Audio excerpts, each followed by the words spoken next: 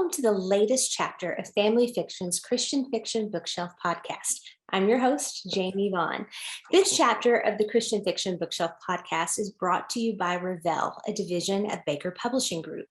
Revell offers practical books that bring Christian faith to the everyday life, whether through fiction, Christian living, self-help, marriage, family, or youth books. Each Revell publication reflects relevance, integrity, and excellence. On today's episode of the Christian Fiction Bookshelf podcast, we have author Irene Hannon here to discuss her latest work, The Labyrinth of Lies. Hi, Irene. How are you? I'm good. Thank you. Good. I would love for you to tell me more about the book, Labyrinth of Lies. Okay. First of all, I should say that it is book 2 in my Triple Threat series. Mm-hmm. And this series focuses on 3 sisters who are all involved in truth-seeking professions that put them in the line of fire. Mm-hmm. So this is the middle book. And I should also say for any listeners or viewers that if you haven't read the first book in the series, it's not a problem, because when I write a series, each book can be read as a standalone. Mm-hmm. So the story starts and ends in that book. And in this case, in each of the books of the series, a different sister is featured, but her story is completely separate from the others. Okay. I always try to tell people that, because so many people hear book 2 and think, oh, well, I can't read that because I haven't read the first book, but that's not the case.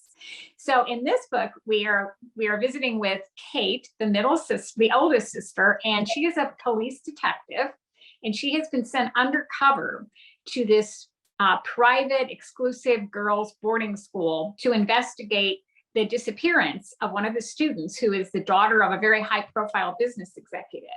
So she goes to the school undercover, and she gets there and finds out that the man that she once loved is also at the school in kind of a different role, very unexpected. So there's a reunion aspect to this as well. And they end up working together to try to figure out what happened. And as they sort of dive in and begin to go beneath the layers of this school, which has this very great image, they find out that not all is quite as rosy as it seemed to be at Ideal Hill Academy, and that a lot of the people there are not who they seem to be. So the danger escalates as they get closer to figuring out what happened, and ends up in a very tense and dramatic situation at the end. What do you use for the intro of your story?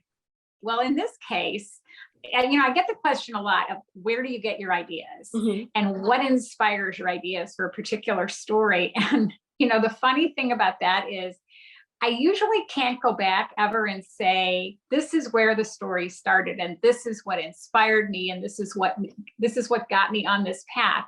What usually happens is that I overhear conversation, or I read something, or I observe a situation, and it kind of gets the what ifing going. What if this happened? What if that happened? And so I always start my stories with just like this single strand of something that I start to research. And as I research, more strands kind of get pulled in. And it's very much like what one of my fellow authors said: you create this web, and by the end of the web, you can't really go back and say, well, there's the strand that started it, because it just kind of builds. So I can't really say how this story was inspired, the whole concept of the story, but I did know that I wanted to feature the oldest sister as a police detective undercover. And so that's kind of where I guess the genesis was. And then I wanted to do a reunion story, and I had to figure out an interesting way to get that reunion aspect to work. And I just kind of built from there. Okay. Now you said it in St. Louis. Why did you pick that city? Because it's easy. Honestly, that's the reason. My suspense books are really not location contingent. Okay. They're more character stories than anything. A lot of writers, when they write a story, they will use the setting almost as a character. Mm-hmm. I don't really do that. Most of my stories could be set anywhere.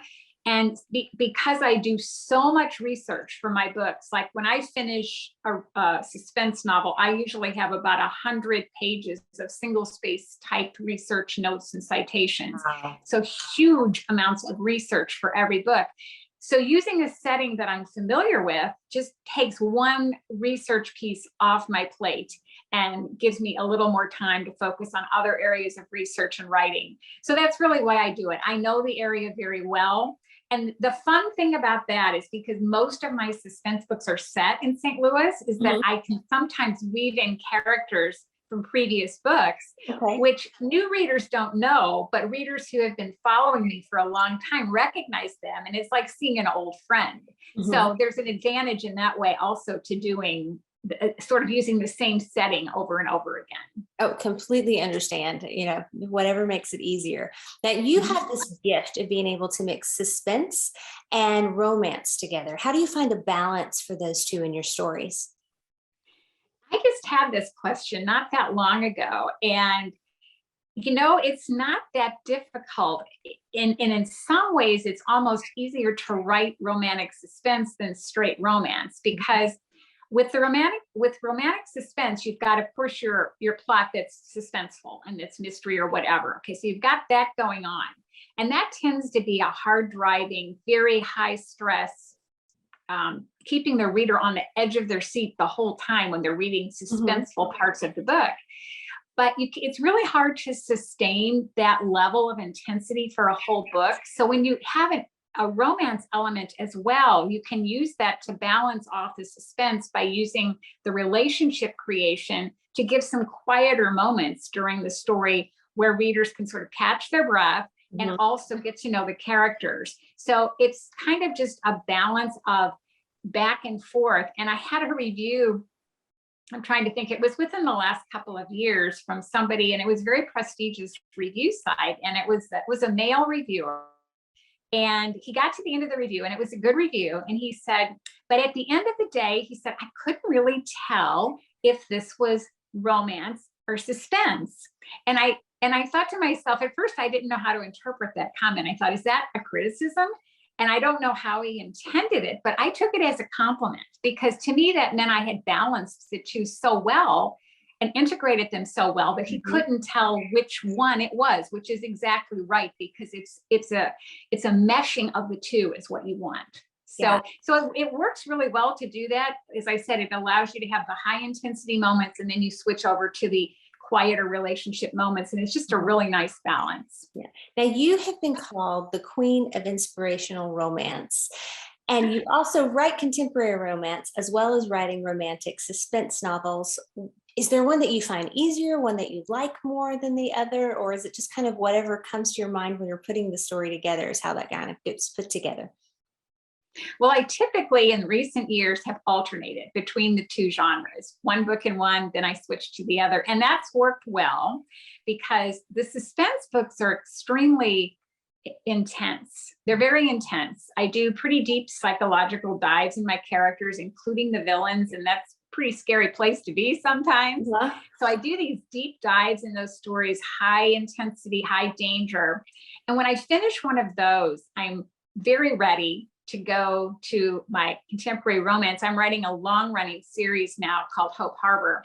So I'm ready to go back to my little Oregon seaside town where there's plenty of drama, but not of the life and death variety. So being able to switch back and forth actually recharges my batteries a little bit for the other genre, I think. When I finish one, I'm ready to go to the other. And by the time I finish my Hope Harbor books, I'm geared up for suspense again. So it just has worked very well for me.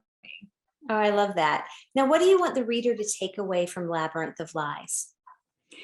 Well, my primary objective always is to entertain. I want readers to find something engrossing that takes them out of their regular life, just gives them a chance to relax and be in a different world for a while. So that's always my top goal. But in this book, there was a very strong emphasis on forgiveness. There was a real strong history between the hero and heroine that was not too happy. And they had to overcome a lot to find a way back together. And a lot of it involved forgiveness. So that was a strong theme in this book. And then the other thing in this book I think readers will take away is I kind of highlighted the danger of temptation, I suppose, and how it's very easy to lose your way on the path of life and find yourself in a position where you can't backtrack. And I think it's just a cautionary tale of be careful about the choices that you make. Yeah. Thank you, Irene, for coming today and talking to us about your latest book, Labyrinth of Lies. If you like the latest chapter of the Christian Fiction Bookshelf podcast, make sure to click the button below for the latest chapter notes so you never miss another chapter. I'm your host, Jamie Vaughn.